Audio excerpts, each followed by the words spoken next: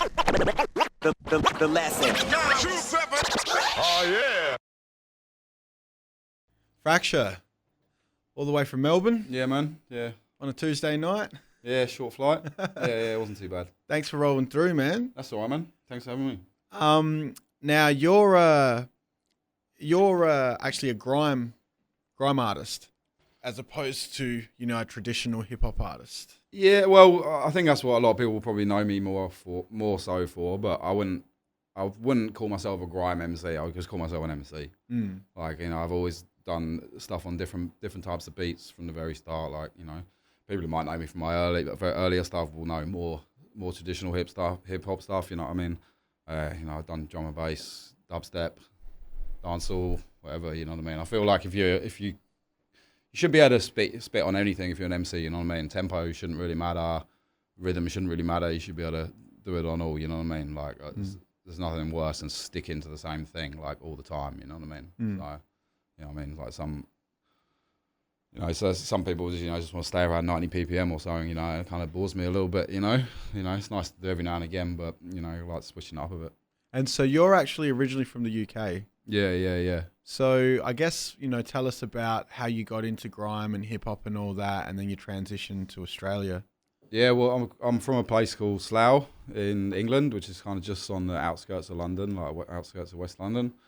I was always into music from when I was a young kid. My parents were mad into music. My mum was a Led Zeppelin gig like a couple months before I was born, sort of thing. So I've always grown up around music. When I was like a young teens, I played guitar, like played in a band and stuff like that. And then for hip hop, really, I suppose I got into the jungle and stuff like that because that's huge in England. And living where I lived. There was a lot of pirate radio and stuff, so you'd be exposed to that a lot. And, so I got into a lot of drum and bass and stuff, and then from there, hip-hop and garage, and then grime, I suppose. Like, yeah, grime I think it was about 2002, first heard it. It was kind of just splintered off from garage. My friend Byron brought some stuff around and played it to me, and I was just hooked on it. It was exactly what I wanted, but I didn't know. You know what I mean? Like, it was as much as it isn't hip hop, and it didn't come from hip hop.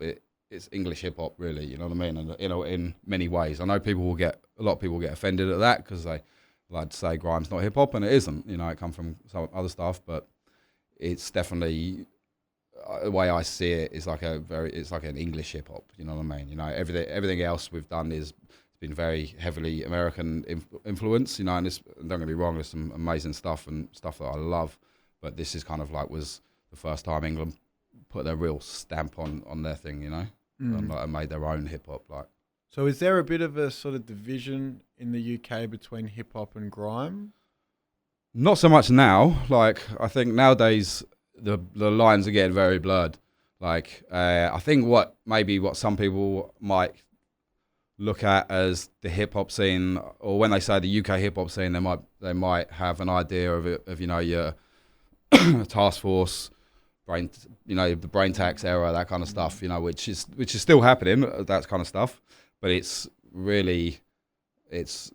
taken a back seat to like other forms of hip hop, more trap influenced hip hop and stuff like that.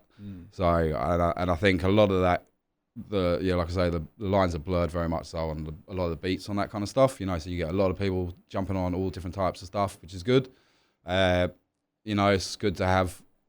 It's good to not have labels, but at the same time, it's good to have labels so you know what defines certain things. You know what I mean? So see how you get a lot of people just calling anything that comes out of England grime now. If you ask people who your favourite grime MCs, and a lot of them will say Gigs or something. I love Gigs, and he's one of my favourite rappers, but he'll tell you he's not grime, doesn't do grime. You know what I mean? Grime is it's not UK hip hop, it's not a trap version of hip hop, it's not just spitting on 140 BPMs, it's got its own culture around it, you know what I mean? That's completely separate. You know what I mean? And I think a lot of people get that confused. They're just like, I get people send me stuff, they're like, check my grime track, and it's just them spitting fast. Like, that's it. Like, it doesn't bear any relation to grime, or, you know what I mean? So, being from the UK, what is it that sort of made you move over to Australia? Well, originally coming to Australia is something that a lot of people from England do.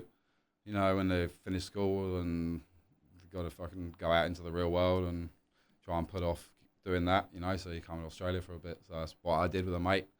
I met a girl and came back basically and just, you know, never left. And then, so how was I guess, when you first came over here, I mean, was there any grime stuff going on? No. There was a lot of drum and bass, like especially over in like Perth. I spent a bit of time over in Perth. Drum and bass was big in Melbourne as well. But when I first came, it was 2002, so that was like when grime was just splintering away from garage, and you know, so I was over here when grime first erupted, you know, so I missed it, like, and I came back like sometime in 2002, and that was, you know, I'd heard rumours of this new music or whatever and stuff, and you know, I got back home and some mates played me it, and yeah, it went from there. But yeah, there was nothing happening in Australia like that. What, you know, there was garage and stuff and drum and bass, but no grime at that point. So then you've obviously had a pretty influential hand in terms of, you know, being a part of the grime scene in Australia. Yeah, I suppose so, yeah. So I was in another crew called Nine High as well with Byron and Scotty Hines, and so we were all over here in 2006 together, and we did grime stuff then, did some grime stuff on our album and mixtapes, and kind of that was the beginnings, I suppose, of me doing grime over in Australia. I knew Dime from the first time I'd come over in Australia in 2002, and then I met Murky in 2006 as well. And you know, then those guys were already on grime, you know, before they met us. You know what I mean? You know, it's one thing I noticed: Australians have keen interest in a lot of UK music, underground music. You know, so they were well aware of what was going on. And so, it was, you know, once we linked and started doing stuff for Smash Brothers, I suppose that was probably the first grime stuff happening in the country. And then over, you know, similar sort of times, you got Sam over at Sam and Nebs in Sydney doing it, you know, and Rappaport as well. Probably a couple of other people, maybe I forget right now, but yeah, it's only really been the last 2 years really that you've had it really pick up, you know, and have a huge amount of new people coming up. You know, for a long time it was just you know, us in Melbourne and that's them, you know. And then Flea came through around, you know, 2011, 12.